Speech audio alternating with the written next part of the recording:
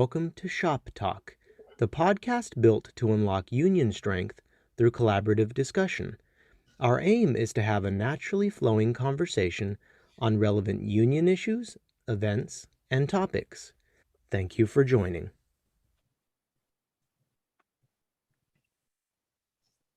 Hello and welcome to Shop Talk. I'm your co-host, Frank Perry. Hey, it's Robert Bass. So today is going to be a new type of video and a new type of videos moving forward. So today we're going to be focusing on all the newest union news and all the newest union updates over the past week that have taken place. So Robert and I thought the best way to do this and the clearest way to do this was to give you a chronological look over the period we're looking at. So today we're going to start looking just over a week ago. And the first date we're going to talk about is June 30th. So June 30th was the date that the new terms started for all of the elected statewide and local positions that we voted for our union. So we saw David Jimenez get sworn in as a VP, Annika Walls get sworn in for her term to be extended another 3 years as a VP. We also saw, as we all know, Richard Lewis Brown, and the previous weekend he had been sworn in, and on June 30th, his new term began as the statewide president of Local 1000. On this date, the new terms also started for all of your local DLCs, so all your local DLC presidents, as well as DBERS and CBERS, which we know CBERS only exist for Unit 1. So this is the first date we're looking at, and that's a date that should be on everyone's radar. So if you are looking to get in touch with someone where they could actually take action or answer your questions in that elected position, it began on June 30th. So the next date we want to look at here is, well, actually it's the same day. And on June 30th, the first steward's call took place under our new president for Local 1000, Richard Lewis Brown. So I'll catch anyone up if you're not familiar. So during the last many years when Yvonne Walker was president, she would have this call once a week called the steward's call. And it's one that she would lead, and it's one that any steward could call into and learn about, the important issues that stewards needed to be aware of and anything else that she wanted to let them know. So it was really a call that was it was ongoing, and this is something that Richard decided to have once again the first week of his presidency. We'll have a little update on this and extend the talk of this later on in this episode on how this ends up changing moving forward. But that was the first steward's call. Did you hear anything, or did you want to say anything that took place during that steward's call, Robert, and you want to mention right now? Like you said, I think we'll also be talking about it for this last steward's call that happened. But yeah, something of note, I guess, would be that traditionally the steward's calls would happen as a way for stewards to ask highly specific questions and kind of strategize on what's going on in their work site. Yvonne always did make sure that we knew, hey, always in any meeting, act as if everyone's watching, act as if the media is on the call, if someone who's not a steward's on the call. But it was always kind of that area for stewards to meet weekly or close to weekly, because some would be canceled here and there, but to kind of have that place to talk with other stewards, hear other stories, get other examples of what's going on in other work sites, and kind of share that information amongst each other. Yeah, that's a really good point that I didn't really mention. I kind of went the opposite way and told it as a way for her to get message out. Sometimes that's what it ended up mostly being. True. Moving forward with the new format. Well, yeah, hopefully moving forward with the new format, everyone's voices will be heard and not so heavily moderated. But the next date that we want to talk about is very important to our union, and that is July 2nd. So July 2nd, the voting opened up for the second election, the redo election for the VP of bargaining position. Now, if you're not familiar with what is going on, during the election that we had for statewide office positions, we also voted for who would be the statewide VP of bargaining. Now, Unfortunately, there was a mistake with that election. And what ended up happening is that 2 individuals got on the ballot that weren't qualified by rule to be on that ballot. So the rule is that you have to be a member and a steward. You have to be a steward for 2 years in good standing prior to the election to be able to qualify to be on the election ballot and to receive votes. Unfortunately, 2 of those individuals were not qualified. So the election committee did not do the proper vetting. And since that election has been nullified and it was decided by the committee that there would be a second election for the VP of bargaining position. You know, and I want to say here, it's really too bad, Robert, that this happened. It's really too bad for all the candidates that put time and effort into getting elected. And they, you know, it's too bad for Kevin Manager. It's too bad for you who put in so much time. It's too bad for Kimberly Cowart. It's too bad for Irene Green and everyone. And it's, you know, it's too bad that we didn't get a winner in that election, because since essentially it's like the election never took place. It was the election, the ballots went out and it wasn't following the rules, you know, how it should have been ran. So there was no winner. And moving forward, we hope now with the proper procedures taking place, the proper people who should be on that ballot, that, you know, we get good results. So I want to let everyone know that July 2nd, the voting opened. So you should be getting your ballots coming in here. And each one came with a voter guide here.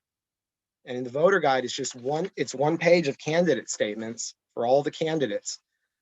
So make sure you vote and get your ballot back. If you somehow didn't receive your ballot, you can request a new ballot between July 12th and 16th by calling the Member Resource Center. If you need that number, it's 1-866-471-SEIU. So make sure to do that and make sure to vote in this election, because we hear a lot of people complaining about bargaining and the state of our contracts, and the VP of bargaining is a very influential person in that process.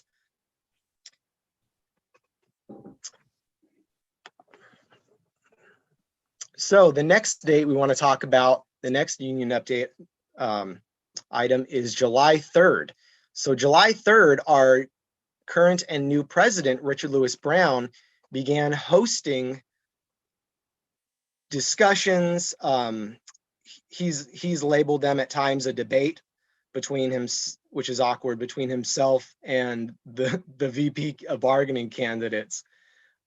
So he invited, to everyone's knowledge of what Richard has said, is that he's invited each of the VP of bargaining candidates, all 5 of them, to take place in these discussions or maybe their debates.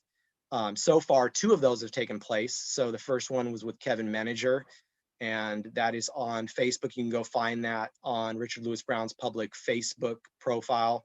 And the second one that took place was our very own Robert Bays here. It was a discussion or debate of some type that happened. So those 2 are out. I have not heard, and Robert, you can correct me, but in here, if any of the other 3 candidates have taken up Richard's offer to appear in these conversations. They might be, they might not be happening, but, you know, stay tuned. On Facebook, those would be happening on Richard Lewis Brown's Facebook pages. And if you're a supporter of one of those other 3 individuals, Ramona Carter, Irene Green, or Kim Cowart, then maybe you can get in touch with them if you're a supporter and say, you know, I'd like to hear what you have to say with Richard. And maybe that would convince them to get on. But I haven't heard anything. Keep yours open. Keep in tune with social media. Have you heard anything, Robert? Anything you want to say on this topic? Yeah. First, I just want to say Ramona Kramer. What did I say? You said something else. Ramona okay. Carter maybe, but Ramona. I know it's her name, but I have so many names in my head. My apologies, Ramona. Yeah. So if you have any of those candidates, I haven't heard when those are scheduled or if they're taking place or if they have already taken place and I just missed them. But yes, Kevin did get an invite on Saturday, or he appeared on Saturday, and subsequently people contacted me and Richard saying, well, when is Roberts, you know, when are the other candidates? Then subsequent to that, Richard extended an invite to me and so on. He wanted to talk on 4th of July. And so we talked on 4th of July. We had a lively conversation. Some would say it was contentious. He started off a little contentious, and I responded, as such, saying, hey, I'm not here to be bullied or ran over. And so it was a little bit tense, but at the beginning, but then it evened out, and we kind of got over that portion and realized, like, hey, you're not here to disrespect me. And we talked. I did as good a job as I could to have the same kind of discussions I like to have with everyone, which are just level-headed, about the issues and how we can bring members forward. And so we did that. Like Frank said, you can check it out on his Facebook page. We did try to address things about the 10-point platform. We didn't really, and there was a number of questions on there, and a lot of the things were just complicated and need more information. So I encouraged Richard to give us some more information, but he still is holding tight. And so hopefully, we can keep having conversations with Richard and help us move this union forward. And it's just by nature of, I'm happy to have conversations with anyone. I don't want to speak for Kevin Meninger, but I believe he's similar in that fashion.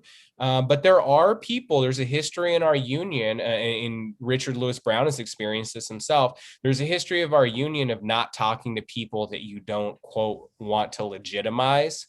And so I wouldn't be surprised if at least one of the other candidates decides not to join Richard, because they would feel that would give him legitimacy.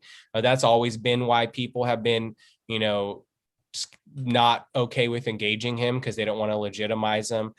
Which at this point, I don't necessarily ever agree with that strategy, because I think if someone's our steward, our fellow steward, putting their time, effort, and energy out to try to help us, that we should all be willing to engage each other.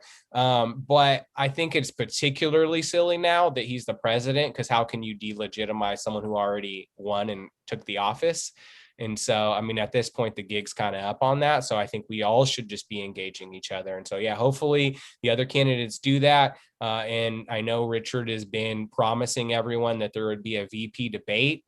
The ballots are already out, and a lot of people are already voting. So I'm not sure if those debates will happen, or when they would happen, or if there's any reason to still have them for too much longer. But Richard does like to say he keeps his promises, so stay tuned on that, for sure. Yeah, I agree with everything you said. I think it's important to promote solidarity, and we can't have solidarity if we're continuing to have this infighting, and we're not going to win good contracts and perform good against the state if we can't even have communication among our own stewards and elected officials. You can't be scared to go out there and talk to someone and have these conversations, and you can't be against them. You have to have solidarity, or once again, we're going to continue to get beat at the bargaining table. So if what you really care about is our members and our represented, and if what you really care about is winning at the contract table, then start having these conversations. So, thank you, Robert, for going on there and taking him up on it. And it's good to see at least one of the candidates is willing to have these discussions and build solidarity. So thank you. Let's move on to the next point. So on July 6th, there was major news. So July 6th, there was an emergency board meeting that took place. And as just to recap for anyone who doesn't know, the board consists of all the DLC presidents, as well as the elected statewide officials headed by the overall president of SEIU, Local 1000, Richard Lewis Brown. So give us an overview, Robert. What happened during that emergency board meeting? Break it down for us and let us know some of the important points that the viewers need to learn and hear about. Yeah, so our board meetings typically happen on a schedule. And so they're planned out months in advance. People on the board can submit agenda items for that 25 days in advance. And there's a typical flow to them in terms of an agenda. And so there's also procedures in our policy file that allow for emergency board meetings. And so the president can call an emergency board meeting at any time to deal with, matters of local 1000. And that requires 5 days notice. So one of the first acts of President Brown was to call this emergency board meeting. And so that's why it happened on the 6th. Right. So we have a board meeting. He started it by rather controversially in some people's eyes, by saying, hey, thanks for coming. The board meeting is not officially starting yet. And so I'm going to give opening remarks before it starts.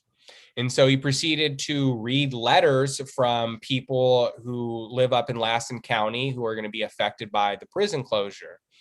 Which was one of the agenda items. And so I guess to go back, the premise of the emergency board meeting was to pass 2 agenda items or to talk about them. One was giving $2 million to the people of Lassen County to help with the prison closure. And the other was to give full-time statewide union leave for the vice president. And so he started reading the letters. And then he started talking about other union issues, other things, a litany of things. So we don't have to go over all of them, but essentially his opening remarks lasted for almost an hour and a half. And then we had a break. And then he went to adjourn and start the meeting at an hour and 45-minute mark approximately. And so in that in between time, while he was doing his opening remarks, people were complaining, people were trying to call a point of order. And so our board meetings usually follow Robert's Rules of Orders.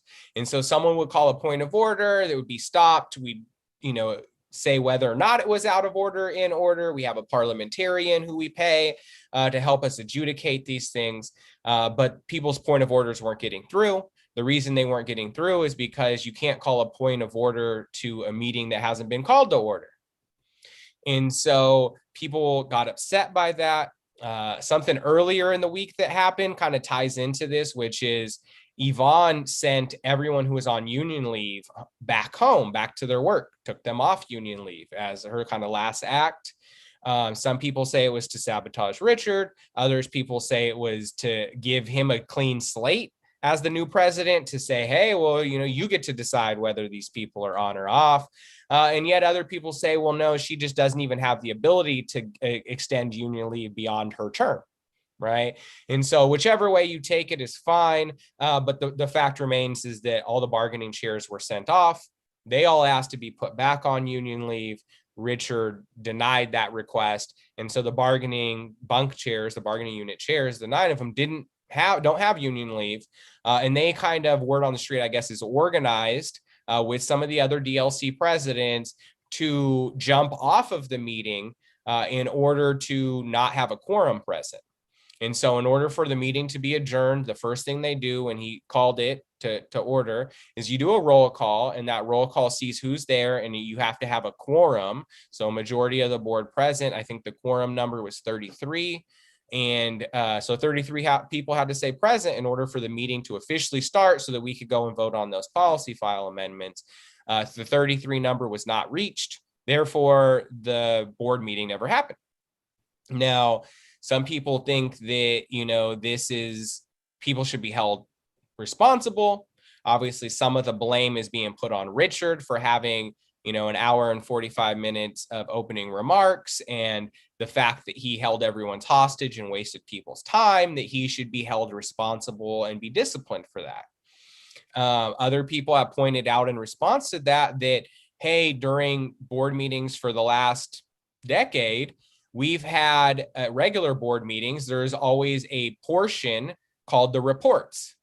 And the board has had to sit through reports for years. And although reports sounds official, sometimes they were.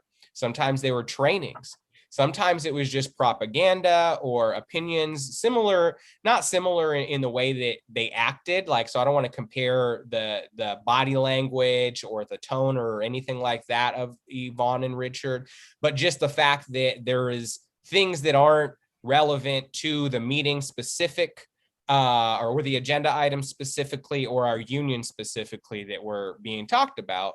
And so people have been complaining for years that they're held hostage, that they have to sit through 5-6 hours of lecture from Yvonne and her people in order to, finally rush in. So you'd have a board meeting start at 8 a.m. and you'd see reports start at like 10, and then the reports would go to 4:40, and then all of a sudden you have 10 agenda items that you have to finish by 5 o'clock. Right. And so things like that have been happening for years. So a lot of people kind of had flashbacks to those moments, with Richard being like, hey, I'm going to do opening remarks, which was essentially the same thing, where you're holding people hostage. The difference being is that the way it's been done in the past, you would get the quorum to all say that they're there at the beginning of the meeting. And so they truly are held hostage, because then you can't, the meeting already has numbers to be official. So if you leave, all you're doing is taking your own vote away. Whereas in this case, people weren't held hostage. They actually were free to leave. And so they did. And that's why the quorum wasn't met. And so I think that's important to know. People also, want to know, hey, can you be disciplined? Well, possibly you could try to discipline Richard, Brown as the president for his actions. You could also, the policy file says you could discipline the board members for having unexcused absence at the board meeting.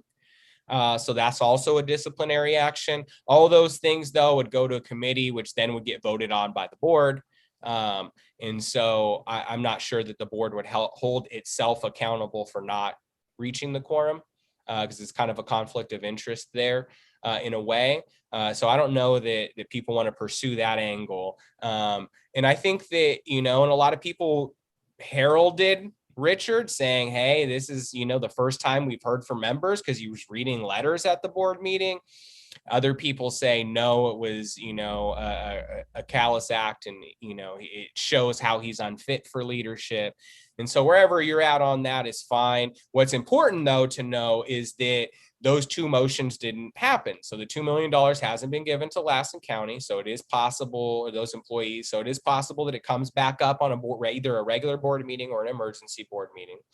The other thing is that Richard had promised and made plenty of campaign promise about how it was unfair that the vice presidents haven't had full-time union leave, and that he would give them full-time union leave on day one. He decided not to do that, even though he says he has the power to do that, because he wanted to force the board to vote on it and kind of have people expose themselves, so to speak, board members who would vote against that pretty common sense proposal. That's what we vote for those 4 offices for. Those are the 4 people who should be guaranteed leave. So he wanted to kind of let everyone know who would vote for it and against it. But obviously that plan backfired, because it hasn't been voted on at all. And so hopefully we'll get an update soon on whether or not he's going to go ahead and put the vice presidents on full-time union leave himself, since this whole, board thing didn't happen. So stay tuned on the update on that. And I know this is kind of long-winded and boring for a board meeting, but the other thing to note is it was our first board meeting that was publicized. And so it was streamed live on the internet, so that people could see it, media people could see it. And so everyone kind of saw what went down and how it went down. And as I mentioned before, there is, we've always, as a union, acted as if, there are people watching. There are people who got in on the call who might be bad actors or right to work. Yvonne's drilled that into our head the last 13 years. Hey, right to work could be listening, like, careful what you say at all times. And but this was like the next level, right? Because it's like, oh, instead of, hey, there could be someone in the room, it's like, no, for sure, we're just broadcasting this all over the internet. And so people have a problem with that. Some people think that it's absolutely travesty that we would do that, and it would hurt our future success. And other people think that this is the breath of fresh air of transparency that we've always needed. And so I think that discussion is still to be had. I think that, regardless of where you fall on all of these things, it's important that you engage people who fall in a different to a different answer, you engage them respectfully, and we all try to come to a common ground and a common, place that we can all agree on and move forward together as a union, and not let these little things divide us. You could say that they're big things as well, but at the end of the day, we, united we stand, divided we fall, as they say. So. Very good point. Yeah. So viewers, two things to keep your eyes open for: the vote, and frankly, a conversation is most likely going to still happen on the idea of giving money to the Lassen County employees due to the prison closure, or just a conversation on the prison closure in general, because that hasn't even started. It was just remarks and letters read by the president. So keep your eyes open, keep your ears open for that discussion to happen. It at least is on the radar of the president of what's going to happen with those employees, what's going to happen with our union brothers and sisters in that situation.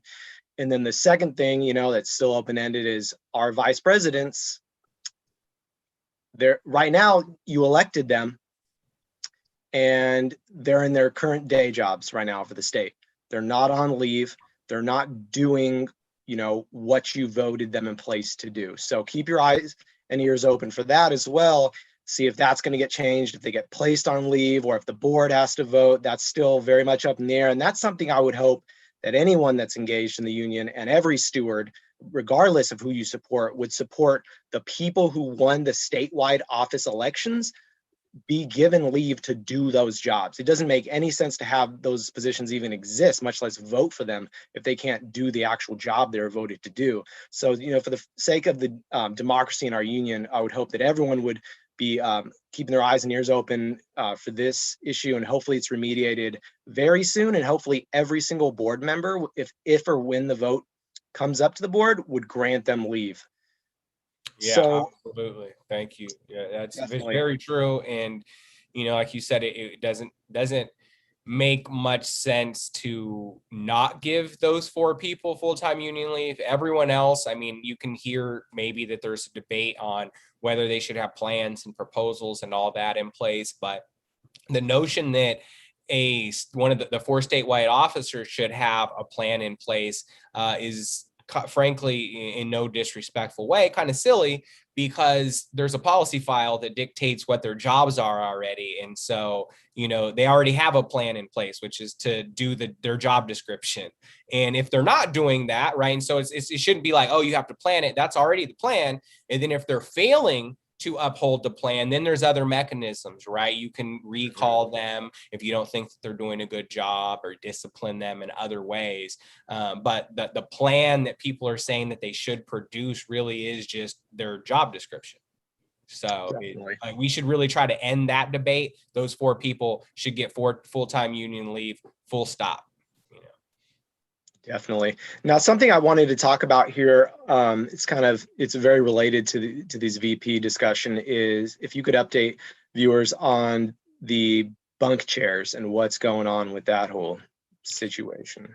Yeah, so the bunk chairs, as we kind of mentioned earlier, were put back to work, and they're not out on union leave as of now. But also, they're kind of we're in this gray area. So when you elected, people for their office, for, these DBER positions, essentially is what they were, DBER and CBER positions, their term was supposed to be 3 years and end June 30th, or when their successor takes office.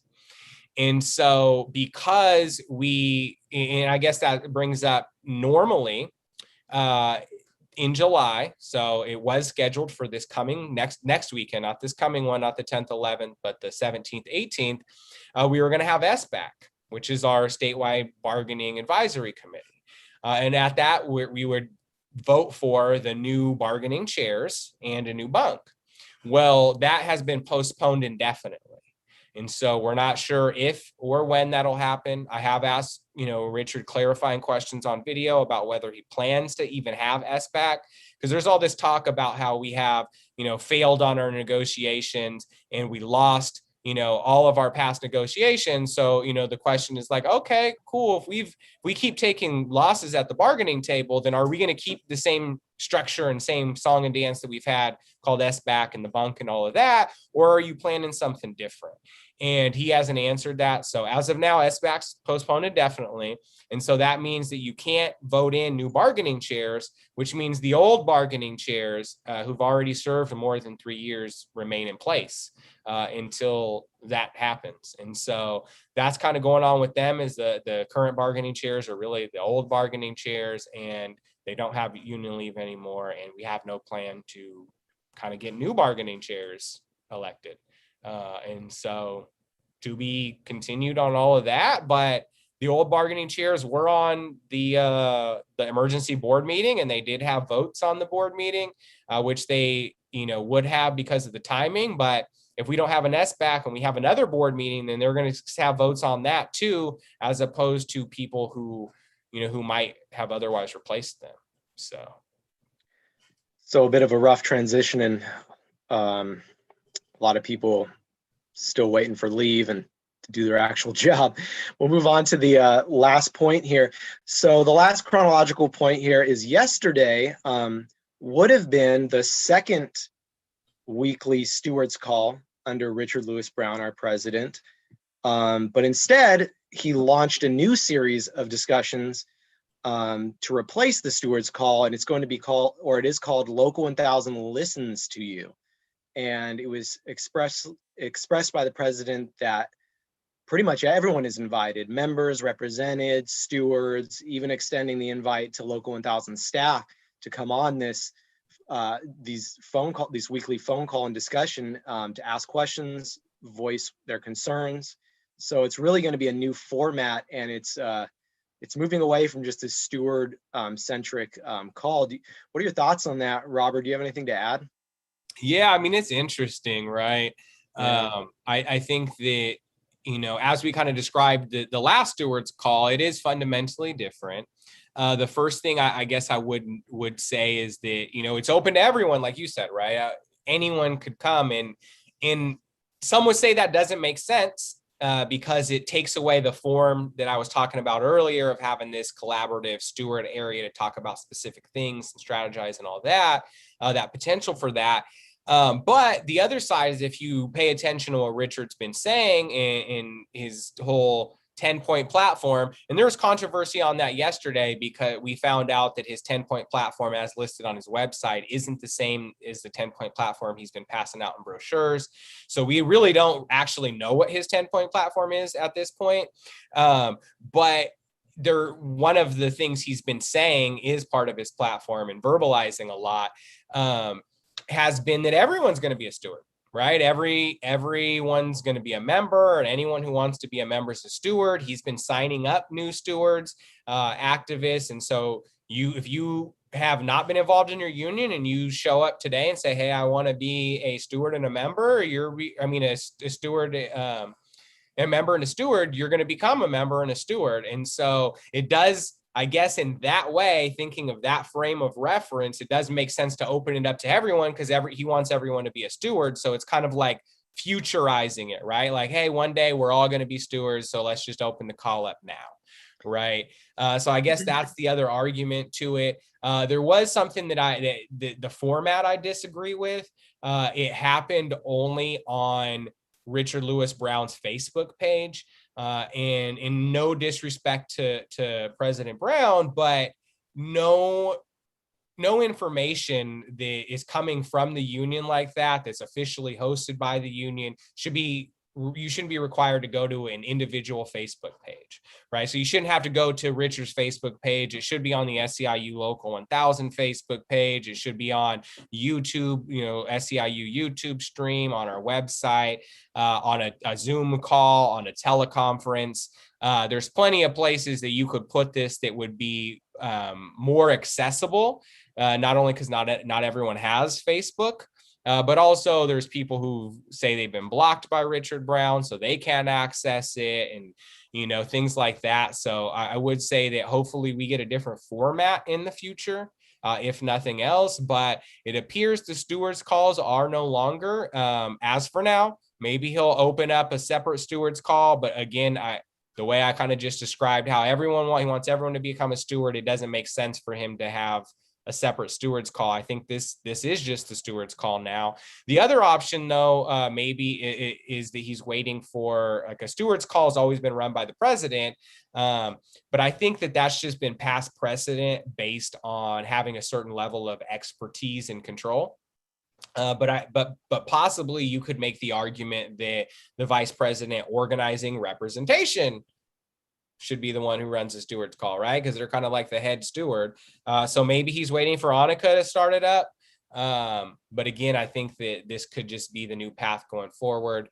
And yeah, there are people who weren't. One of the comments I saw yesterday, someone said, "Hey, I'm not a state worker. I'm not a Californian or anything. I just find this to be really entertaining." And so they were just on to watch what we were doing, and that, so that's kind of the new Local 1000 as of right now. Yeah, it's definitely a really interesting format. To President Brown's credit, it is in line with one of his messages, which has been about transparency and being, he always touts his availability to everyone, represented members or stewards, anyone who wants to answer questions. So to give him credit, it is in line with kind of the opening up of things, of knowledge, of access.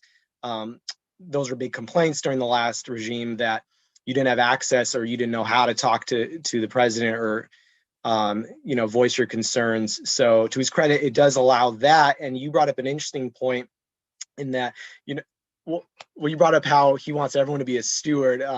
Obviously, that's not going to happen. Like, not every person is going to be a steward. Maybe everyone who wants to be one, which is a great thing that I think any reasonable person would be in support of. But you brought up, Annika, and I think, once again, this ties back to Annika getting full-time leave, is that she's essentially the head steward for all the stewards, right? And Richard has publicly went on record saying he's going to allow her to revamp what was formerly known as LAPS, and to create a new training program for stewards. And now that this specific strategy call session with stewards, which was called the Stewards Call, is ending, hopefully Annika can then start a new call, maybe, for strategy sessions calls, where you can call in and have these really difficult questions, because all stewards were dealing with all these different labor cases and hearings that we're having to represent employees at. Hopefully there's a new forum that Annika can lead, where stewards can call in, get advice, and brainstorm with other stewards, because there's a lot of stewards statewide who, you're the only steward you have a 10-story tall building, you're the only steward there, you have no one else to brainstorm with. Luckily, a lot of us, like, I know you, Robert, you do have stewards at your work location that you can bounce ideas off of, but a lot of people, they're on islands by themselves. So once again, this ties back to Annika needs to be on full-time leave to create that stewards program, that new LAPS program, and she needs to be on to create opportunities like a new stewards call. It's really important. I would say, for anyone watching and cares about our union, support that, get that out. Talk to your DLC presidents, because they might have a decision to make in terms of granting that union leave. If you speak to Richard, speak with him. All this stuff is kind of looped in together, and I just thought that was important to kind of bring up again. You're right. And something that's important to add to that, right, is that there's been talk that, Richard said, "Come up to me, I'll make you a steward." Apparently he's already granted several people their stewardship. Is the rumor. I haven't verified whether that's signed, sealed, and delivered. And anyone who asks to be a steward will become a steward. But he also announced that that LAPS would be renamed. Annika was creating a brand new program. But I think that the reason that's interesting to know, because I know you just mentioned those things, but I wanted to reinforce them. And it's interesting to know because in our policy file, under 6.1.01 steward certification training, the A is eligibility. So only active members in good standing in Local 1000 are eligible for certification as a steward. And so, yeah, he could just sign up to be a member and a steward. Cool. But the next sentence says, members who wish to be certified must complete the Leadership Apprentice Program for Stewards, LAPS. Yeah. And so it still says that you have to complete LAPS. And so it'd be interesting to say, hey, we no longer call it lapse. It's a different program now. I don't know if the policy file would allow for you then to certify those people as stewards. And then this whole notion of like, hey, if you just come up to me and tell me you want to be a steward, I'll make you a steward and sign the paperwork. It's like, how is that going to work too when if that person hasn't completed lapse and the policy file says that they need to complete lapse? And so we're either going to be totally disregarding the policy file, or the policy file is actually going to prevent all of these things that we're saying are going to happen from happening, unless the board goes ahead and gives approval to switch the program and take it away from lapse and saying you don't have to complete lapse and all of that. So right now, it's really unclear how that's being navigated and whether the policy file is being violated or whether or not it's just all kind of propaganda and hype. Yeah, we made some stewards, but that's a lie. Or so we're not really sure. Like I said, we'll probably find out more over the coming weeks. But it is in our policy file that it is called lapse and that you do have to complete lapse to be a steward. So, interesting, and maybe more to come on that. Yeah. And yeah, if Annika's going to make a new program, then obviously that would seemingly have to be put in and replace that portion of the policy file, which would then need to be voted on by the board. But then it's another gray area, because are we just like you said, ignoring the policy file? Because here's the thing: the state doesn't come to us and say you have to follow, you're a nonprofit, you have to follow your policy file. That's not what happens. State departments get notification of who are the certified stewards in that workspace. So for example, if you work at the East End complex on Capitol Ave, the East End complex, and the head of DHCS and the head of CDPH, Healthcare Services and Public Health, would receive a listing of all the active stewards in that zone. So this is one of those gray areas where can Richard go around that policy file, because the state's not going to say you have to follow your policy file. Give them a new listing of current stewards while not following its own policy. It's really confusing, and it is a kind of a gray area, because who the union tells the state is stewards, those are the stewards, but yet we should internally be following our policy file. So it's one of those things that I could imagine it going both ways. I could actually imagine us not following the policy file because we're the only ones that have to enforce that, right? And then the other thing I would say, that if there are people out there who you've been told you're a steward, you're not a steward. Even disregarding if the policy file didn't exist, you're not a steward until your department HR receives an updated list of active stewards. So you can't go representing people or go into meetings with management or hearings or investigative hearings or hearings with your Office of Civil Rights and represent individuals if the department has not been told that you're a member. That could lead us to bigger problems. So make sure that if you've been told this, that letter and that notification has been sent out.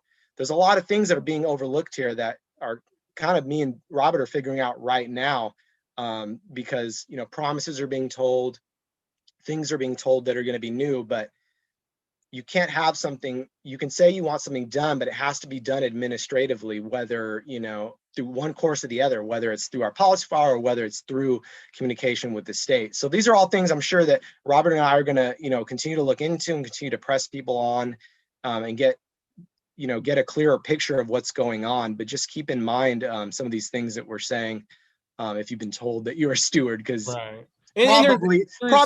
probably technically not. But there are so many possibilities, right? There is endless possibility. If your mind is open, there's ways to get things done and to stop things, and vice versa. So you could always, if the limitation happens to where you have to pass laps and all that kind of, you get pinned down to that, you could just change laps into like a 1 hour course and say, hey, you just pass laps. Not True. saying that you should do that, but there are ways that things can be manipulated, as we know, and as we have seen throughout the years. So, and just before we leave that subject, people are like, well, why would you want to make everyone steward? Is there a pro and a con? We can give you a ton of them, but I'll give you one pro and one con. One pro would be that anyone who's a steward, not only can they represent people and kind of feel empowered, but there's actually a clause in our contract that gives, extra steward protections. And so they'd all get that. and could claim, certain steward protections during certain, aspects of their job.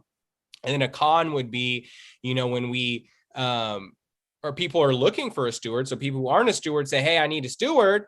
Well, if you get hooked up with someone who just was granted stewardship, who actually doesn't know anything about the contract, that's probably going to hurt our union more than it's going to help us. And so there is something to be said about having really well-trained stewards. And so when you get contacted with the steward, that they're good. And so, like I said, we can keep going on and on about the pros and cons, but those just to kind of get your mind firing on some things that considerations. So. Definitely.